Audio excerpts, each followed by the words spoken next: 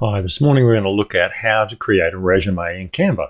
Canva.com is a fantastic tool, of course, and I love it to death. I use it for everything. So let's have a look at making a resume.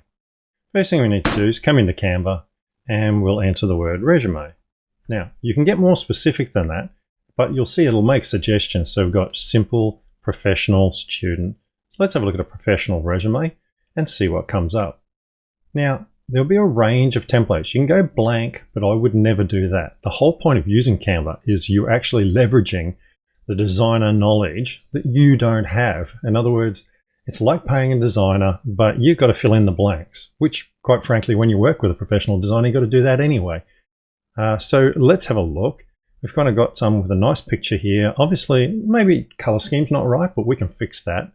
We've got one with like a logo. Here's something a little bit more professional with a dark and a light section with a picture, and so on. So there's all different ones available, and it's up to you what fits with the type of image you want to present and the type of styling that you like. For example, you might want to go the black and white route, or you might go color, but you don't want a solid bar. There's so many options. This one's really nice, but maybe a bit over the top. Would look good maybe on a website when people could download it. But if you were sending it in, I'd be looking for something that looks professional but neat. So let's just take this one here. When we click on it, it brings up the information. We can look at it a little bit more clearly. And there's some other options down the bottom here that are similar but different. All we need to do is click Customize this template. And that opens up a new tab and allows us to get customizing. So at the moment, we're looking at 61%. If I want to increase that up to 100% roughly, so it's a little bit bigger, I can do that. Now, you'll notice over here we've got, quality letterheads delivered to your doorstop. I'm just going to click the X there, close that because I really don't need that. We have a picture here, and I can take a picture of myself and add myself in there. Normally with these templates, the easiest thing to do is actually choose an existing picture and just drag and drop. So let me find a picture of myself. There we go, this one will do. Drop that in there, and hey presto, it's switched me in. Nice and simple, okay? Now, I have a lot of options. I could actually remove the background from that if I wanted to by clicking Remove Background, so Edit Photo, Background Remover.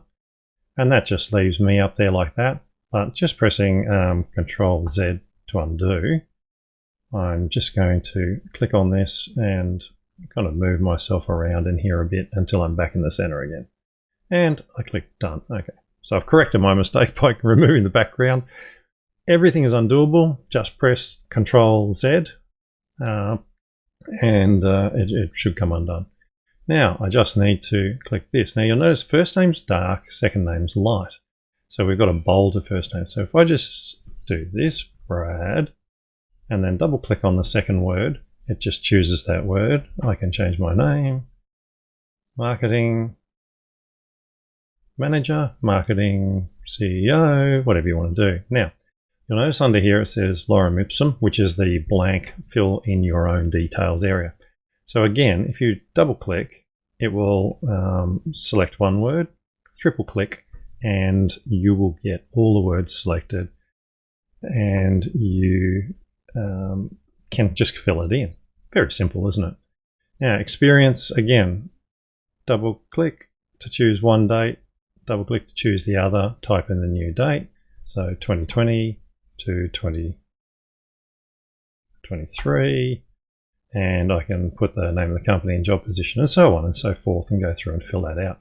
Now, that's pretty straightforward because all we're doing is clicking and changing the words. Remember, we're trying to stay within the size of the frame here, and this is pretty important because otherwise you could stretch right down over the top of everything else. So you may need to cut down the content you're putting in there, but if you're sending in a one-page resume, you're going to have to do that anyway. The last thing I'd like to do is come over here and look at this bar. So the bar is grey, and if I come up to colour up the top here, you'll see that the grey is here. If I scroll down, I got a range of other greys. So if I want to drop that to a lighter grey, I can do that. Or if I want to match my brand colours, I might want to choose, gold, dark gold like that to match my brand colours. The one thing you'll see is down the bottom here, you'll see it's changed that grey to this gold, and it says change all. And this was a fantastic feature they brought in a while back. but is so useful and I always forget to use it because it's down the bottom there.